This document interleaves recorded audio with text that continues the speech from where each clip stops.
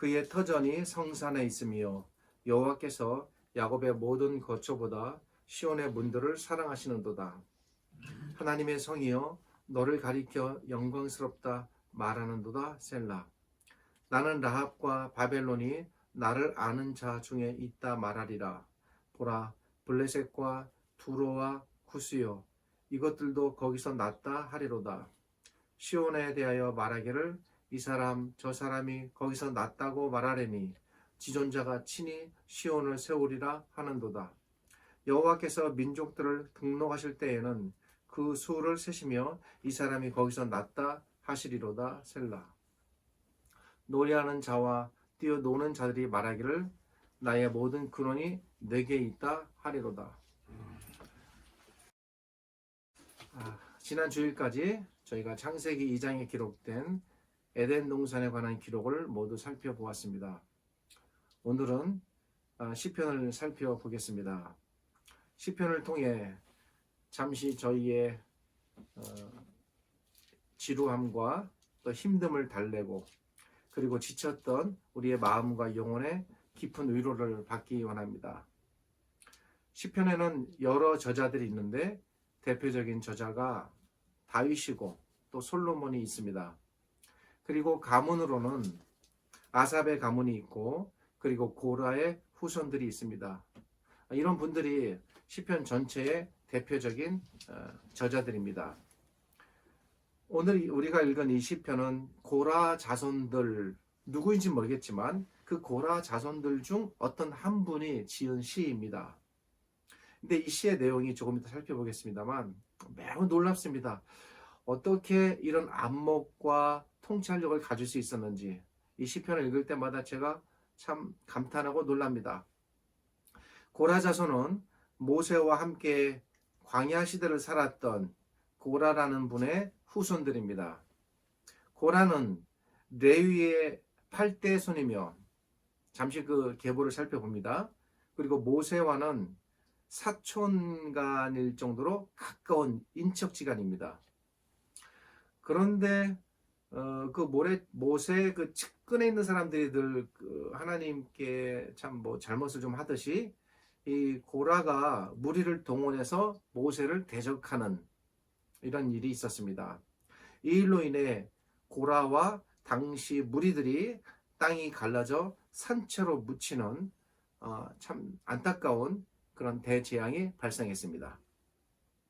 그런데 놀랍게도 이 고라의 아들들 셋이 있었는데 이 세 아들들이 이 반역에 가담하지 않았습니다. 보통 아들들은 아버지를 따라서 같이 그 나쁜 길도 가곤 하는데 아들들만큼은 아버지가 참 잘못됐다라고 생각했던 것 같습니다. 그것으로 인해 이 고라의 아들들은 이제 하나님께 은혜를 얻게 됩니다.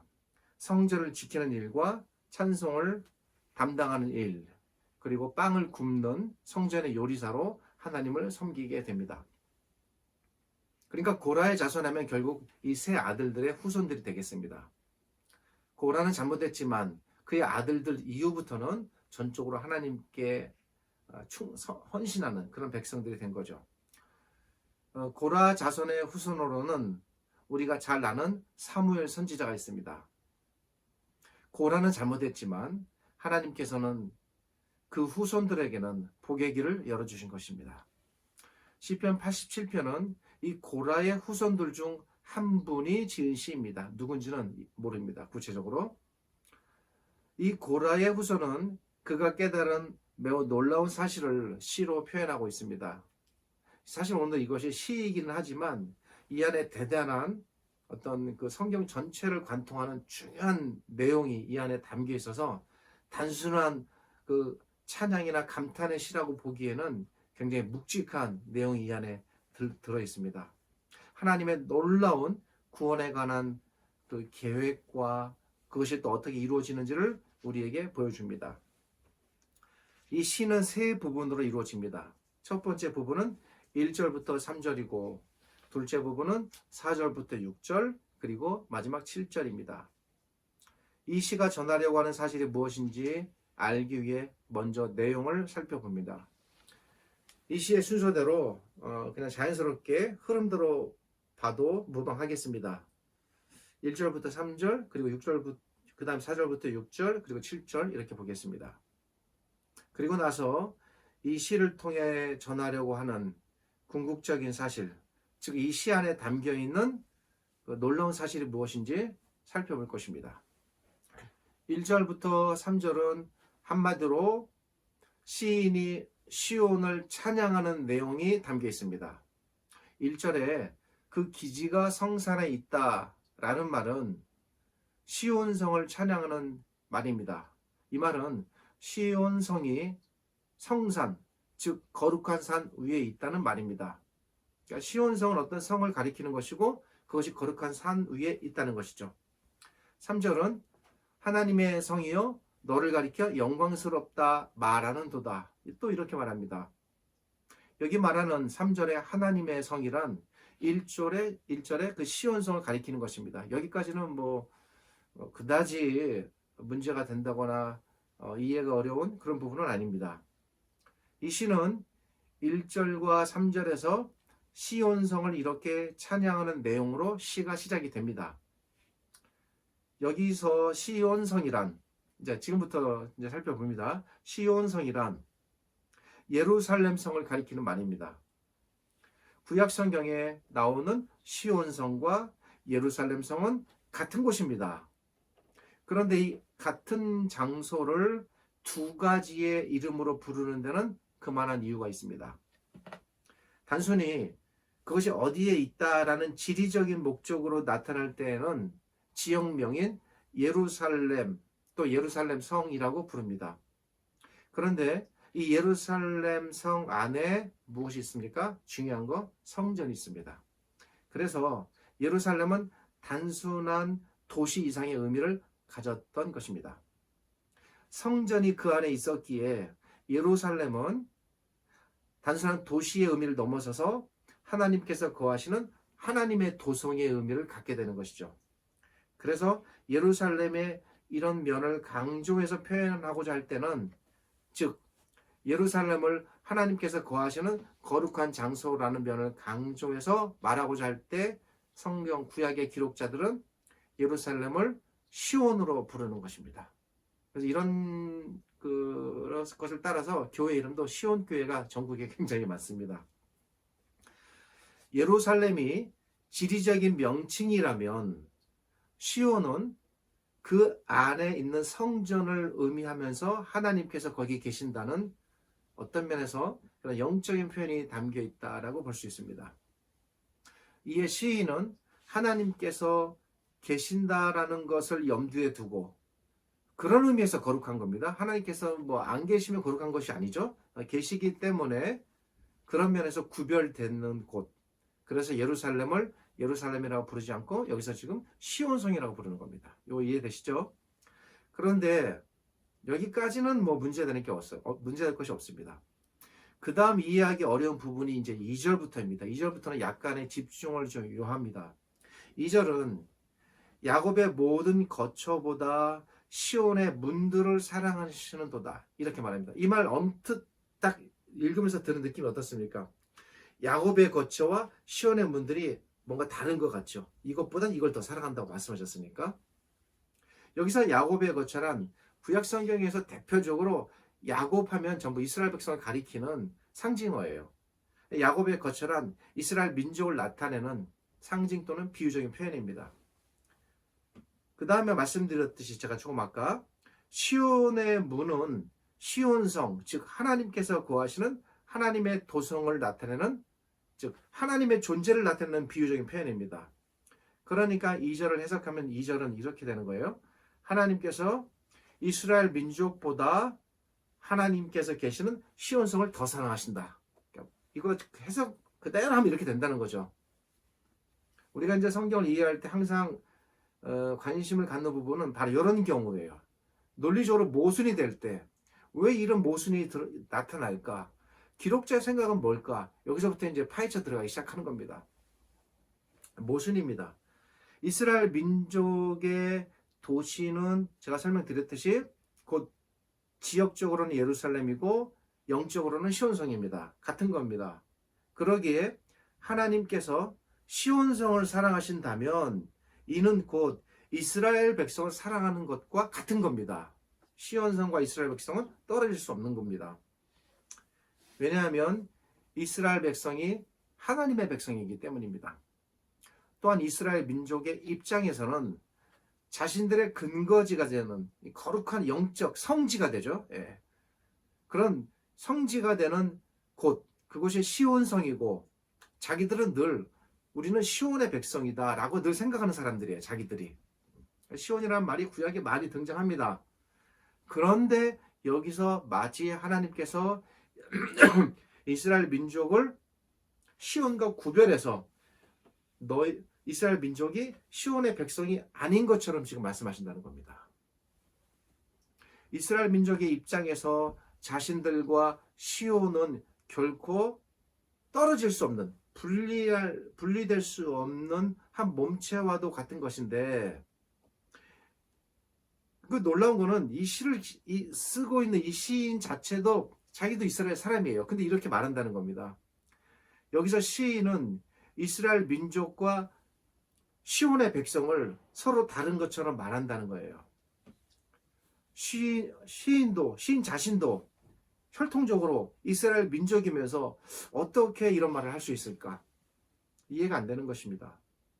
어떻게 여기서 시인은 마치 이스라엘 민족과 시온 또는 시온의 백성을 서로 다른 두 대상인 것처럼 묘사해서 하나님께서 이스라엘 민족보다 시온을 더 사랑하는 것, 즉 시온의 백성을 더 사랑하는 것처럼 말할 수 있을까? 대상이 다른가? 이 표현 안에 담긴 시인의 생각은 무엇일까? 이런 부분이 이 시에서 어려운 부분입니다. 그 해답이 4절부터 6절 안에 담겨 있습니다. 4절부터 6절의 내용을 살펴보아야 하겠습니다. 4절 안에는 여러 국가들이 소개됩니다. 이 국가들은 모두 다른 시기에 존재했던 나라들입니다. 첫 번째 나라는 라합입니다. 구약 성경에서 라합은 하나님을 대적했던 대표적인 나라였던 애굽을 지칭할 때 사용되는 표현입니다. 이사야서 51장 9절을 찾아서 읽진 않겠습니다만 보면 거기에 라합을 점이시고 용을 찌르다 라는 말이 나오고 이어서 10절에서 하나님께서 바다를 갈라내셨다 라는 말이 나옵니다. 여기서 바다란 홍해 바다를 가리킵니다. 그러기에 여기 등장하는 라합은 애굽을 나타내는 구약적 표현입니다. 라합은 이렇게 구약에서 하나님을 대적했던 대표적인 나라였던 애굽을 의미합니다. 이어서 나타나는 나라가 바벨론입니다. 우리는 바벨론을 잘 압니다. 어떤 나라였습니까? 바벨론은 하나님을 대적하고 이스라엘을 멸망시킨 나라입니다. 바벨론은 또 구약과 신약에서 하나님을 대적하는 어떤 존재, 세력을 나타낼 때 상징적으로도 사용되는 대표적인 표현입니다. 다음에 등장하는 나라는 두로입니다. 두로는 이스라엘 북쪽 다메섹 아래에 위치했던 해상 국가입니다. 가나안 시대부터 국가로 존재했으며 전통적으로 대표적인 우상으로 가득한 이방 나라였습니다. 다음에 등장하는 나라는 구스입니다. 이 구스는 애굽의 아래에 위치한 아프리카 북쪽의 나라입니다. 이 구스인들은 노아의 아들인 함의 후손들입니다. 노아의 아들 셋이 있었죠. 셈, 함, 야벳. 그 중에 둘째 아들 함이 노아에게 치명적인 잘못을 범하게 되고 함의 아들인 가나안이 저주를 받게 되는 이 대표적인 포도주 사건이 있었습니다. 그 함의 아들이 하나 있는데 그가 바로 구스입니다.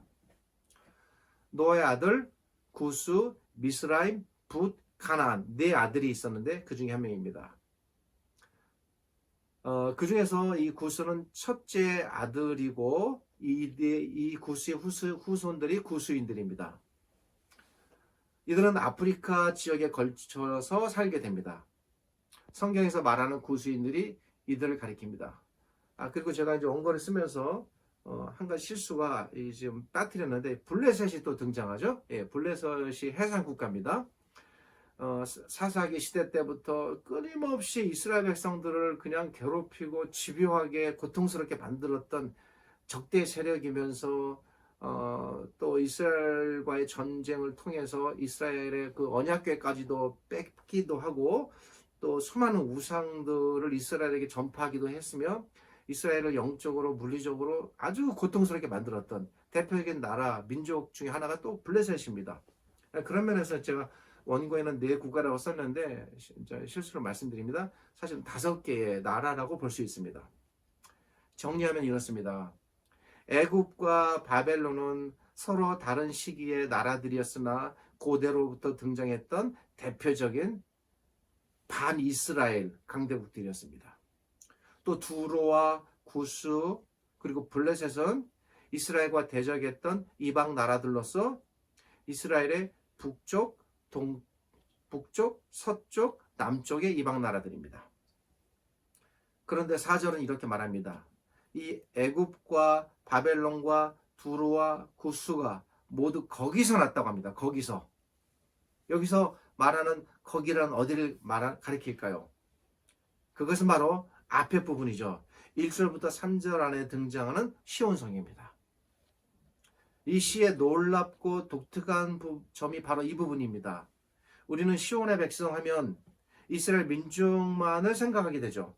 그들이 그렇게 생각했으니까.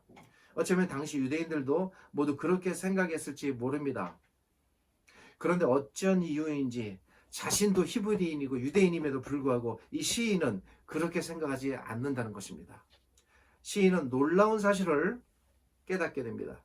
그것은 바로 언젠가 이스라엘 민족이 아닌 이방 민족들이 시온의 백성이 될 것이다 라는 사실입니다.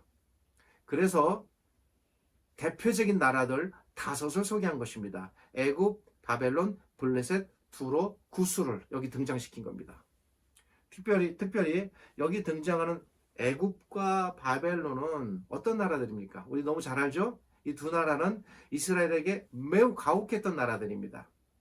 애굽은 이스라엘을 수백 년 동안 학대하며 억압했던 나라였으며 바벨론은 이스라엘이 북이스라엘과 남유다로 갈라진 이후에 이 남유다를 3번이나 침공하여 완전히 멸망시켰고 그리고 성전을 욕보였던 나라입니다. 성전까지 철저하게 파괴하고 성전의 모든 기물들을 다 애굽 바벨론으로 가져가고 그리고 수많은 이스라엘 백성을 포로로 끌고 갔던 이때 이제 다니엘도 끌려가게 됩니다. 그런 나라가 바벨론입니다.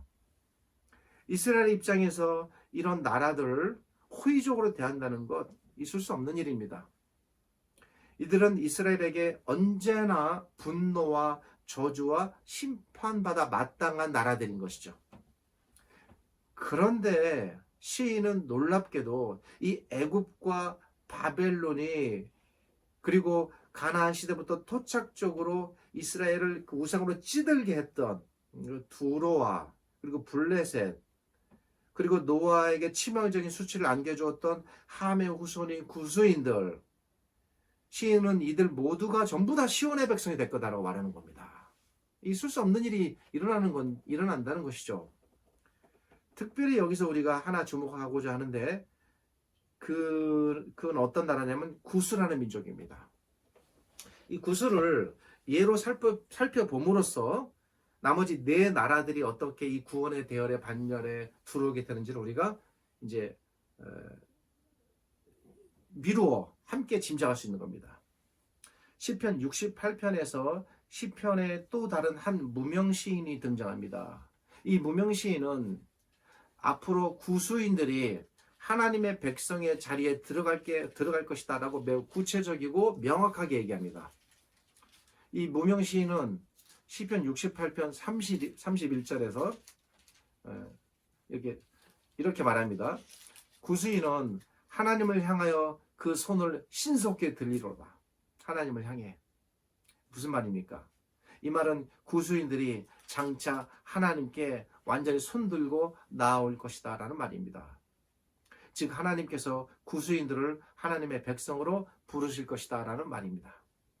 이 구수인들의 구원에 대한 소식을 알려주는 내용이 시편 68편 31절과 그리고 오늘 시편 87편, 구약에서 시편 안에 이게 두 곳에 나타나는 겁니다.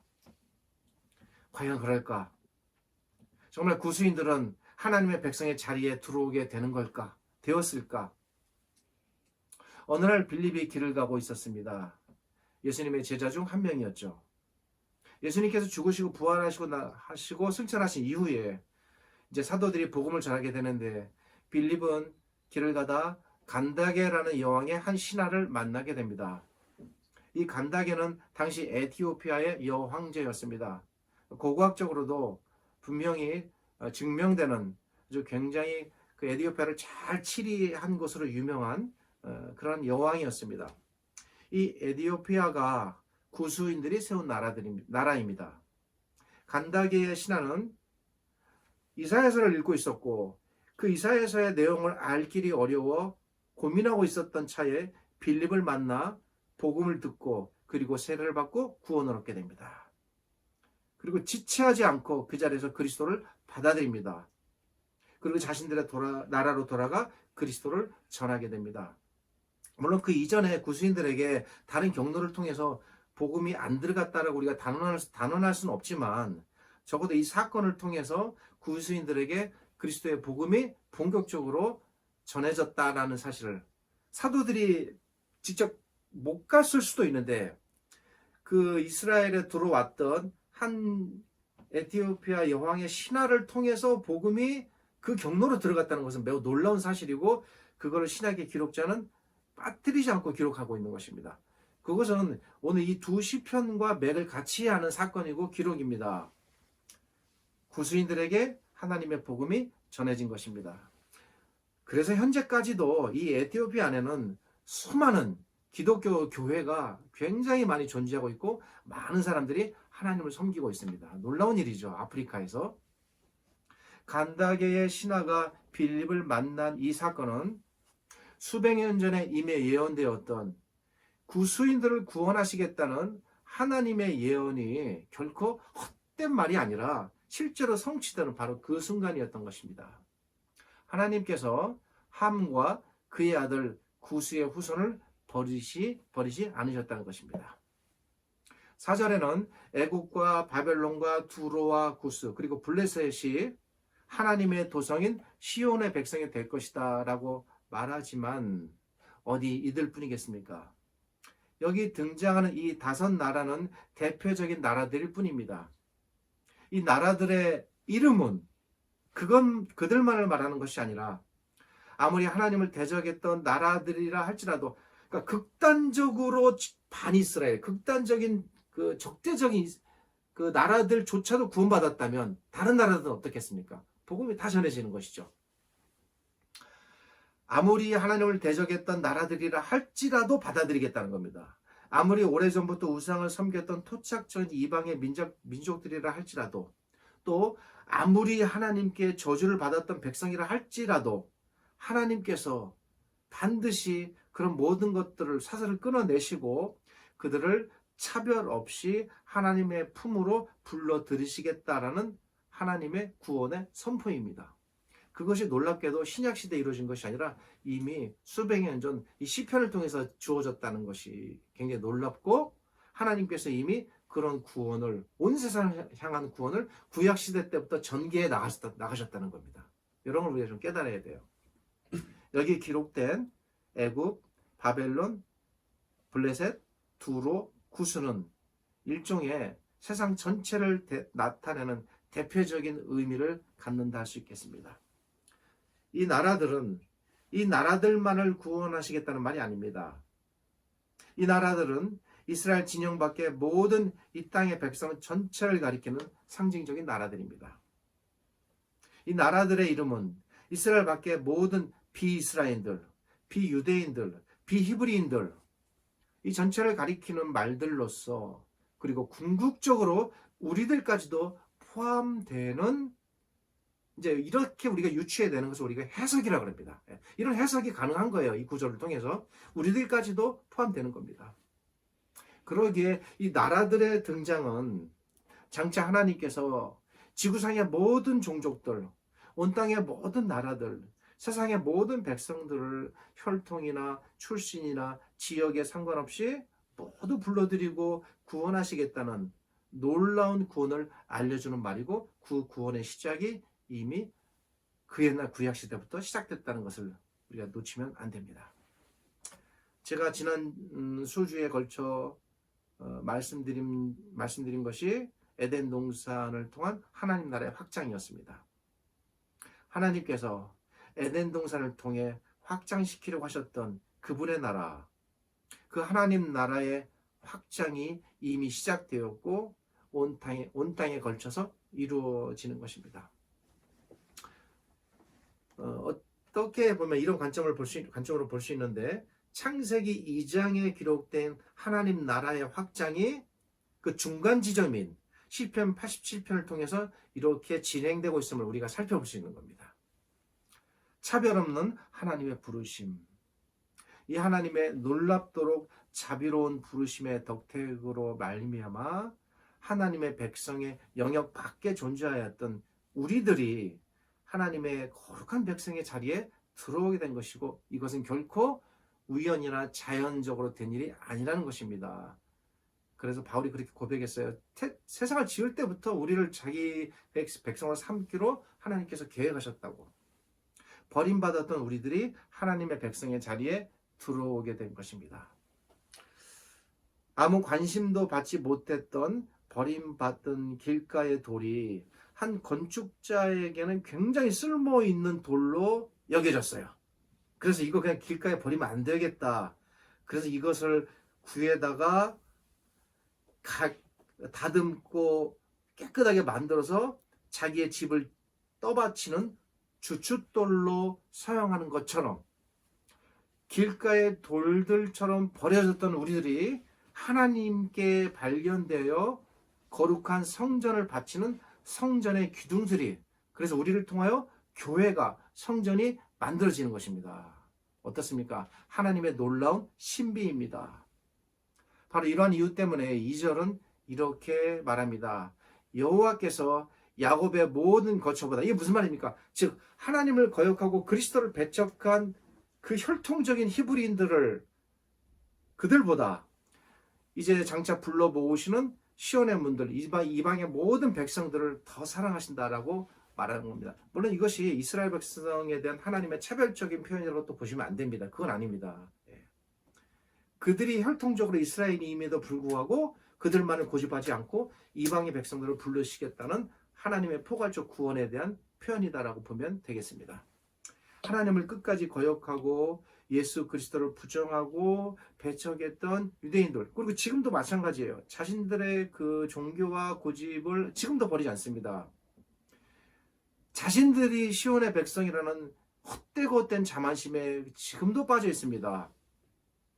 그래서 결국 예수님을 배척했고 자기들을 구원하시기 위해 오신 그리스도를 못 박아 죽이는 치명적인 잘못을 범하게 되는 것입니다. 그러나 이방의 무수한 나라들은 복음을 받아들였습니다. 어떻습니까? 우리가 그렇지 않습니까? 하나님을 대적했고 우상을 섬겼고, 우리의 조상들도 여전히 어떤 면에서 대대로 우상을 섬겼던 조상들이었어요. 그죠? 수많은 우리나라 이 대한민국의 토착적인 우상들도 얼마나 많습니까? 그 가운데서 우리를 선택하여 불러내신 겁니다. 저주받았던 백성이 그리스도 앞에 무릎걸음으로 나오는 것입니다. 마침내 그들이 이스라엘 민족이 있어야 할 바로 그 자리에 우리가 시온의 백성이 되어 그 자리에 들어가게 된 것입니다. 이스라엘 민족이 손가락질하며 내다버렸던 길가의 돌들을 하나님께서 주어 자신의 집에 주춧돌로 삼으셨습니다. 이스라엘 민족이 있어야 할 그 자리가 이방 나라, 이방 민족들로 가득 차게 될 것입니다. 그리고 앞으로도 계속 그런 일이 일어날 것입니다. 바로 이러한 이유 때문에 2절은 하나님께서 야곱의 거처보다 시온의 문들을 더 사랑하신다라는 이 놀라운 고백을 이 시인이 하는 겁니다. 이러한 하나님의 놀라운 계획을 깨달은 시인은 놀랍고 감격했습니다. 그래서 마침내 이 하나님을 찬양하는 자리로 나아가게 됩니다. 그것이 7절입니다. 노래하는 자와 춤추는 자는 말하기를 나의 모든 근원이 내게 있다 하리로다. 이 7절은 하나님을 찬양하면서 동시에 이 시온의 자리로 새롭게 들어오게 되는 이방의 백성들이 너희가 참 복되다라고 시인이 말하는 겁니다. 하나님의 원수였고 하나님을 대적했고 하나님을 몰라 우상을 신으로 떠받들었으며 하나님께 저주받았던 그들이 그 옛날 꿈꾸지 못했던 시온의 백성의 자리에 들었으니 그들이 얼마나 복된 존재들입니까? 시인이 이 사실을 고백하고 외칩니다. 이렇게 해서 어려웠던 한 편의 시가 터득되고 정리됐습니다. 우리 하나님께서는 어떤 분입니까? 우리 하나님께서는 결코 사람을 피부로, 핏줄로, 혈통으로, 외모로, 가문으로, 신분으로, 민족으로, 나라로 그 어떤 경계로도 나누거나 차별하지 않으시는 그런 분입니다. 명확합니다. 우리 하나님께서는 결코 사람을 또한 영원히 버리시는 분이 아닙니다.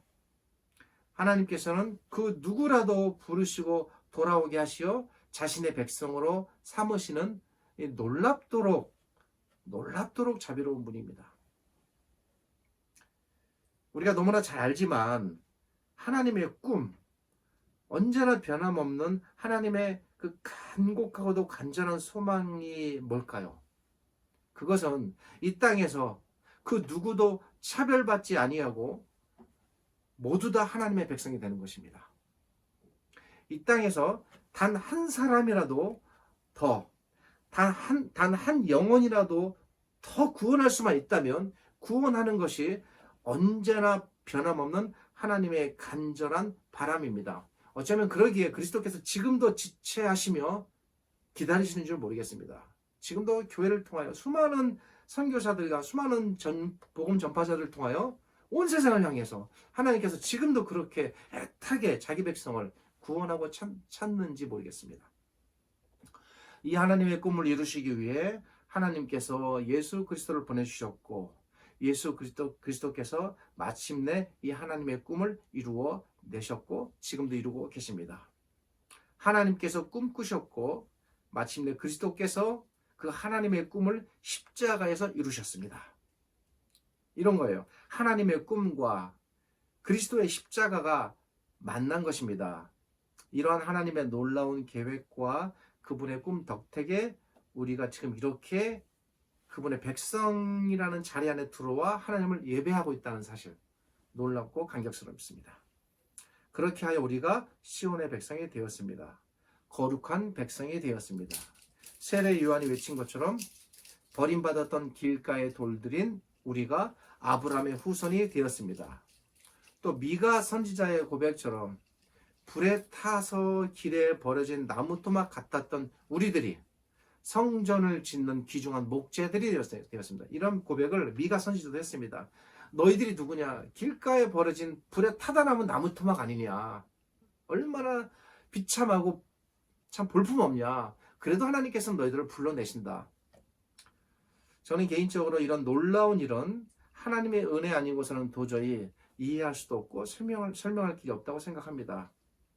그러기에 부디 바라기는 이 하나님의 은혜를 우리 헛되이 하지 맙시다. 그분의 은혜를 기억하고 깨닫고 감사하고 잊지 맙시다. 그리고 언제나 자발적으로 하나님께 나아가 순종합시다. 자발적으로 하나님의 가르침을 따라 기쁘게 살아갑시다. 날마다 시온의 백성답게 그렇게 사시기를 바랍니다. 기도하겠습니다. 우리 하나님 감사합니다. 오늘 이 시편 한 편의 시를 통하여 우리를 향한 하나님의 계획과 그 구원이 얼마나 간절하며 하나님께서 원하시는 것인가를 살펴보았습니다. 그 하나님의 구원의 열망이 저희들에게까지 미쳐 이제 우리들도 시온의 백성이 되었고 거룩한 도성의 백성이 되었음을 깨닫습니다. 우리에게 주신 이 귀한 자리 잊지 않게 하시고 언제나 이 자리를 잘 지켜 하나님을 예배하며 찬양하고 감사하며 이 땅을 떠나는 그 순간까지 열렬한 하나님의 자녀로 그렇게 남으며 살아가게 하여 주옵소서. 지금은 우리 주님 예수 그리스도의 은혜와 저희를 지극히 사랑하시는 아버지 하나님의 크신 사랑과 오늘도 이 말씀으로 우리를 깨닫게 하시고 위로하시는 성령 하나님의 함께 하심이 하나님을 예배하며 찬양하며 영원히 시온의 백성으로 살아가기 원하는 이 땅의 모든 백성들, 자녀들 위해 영원토록 함께 하시기를 주님 예수 그리스도의 이름으로 축복하며 기도드립니다. 아멘.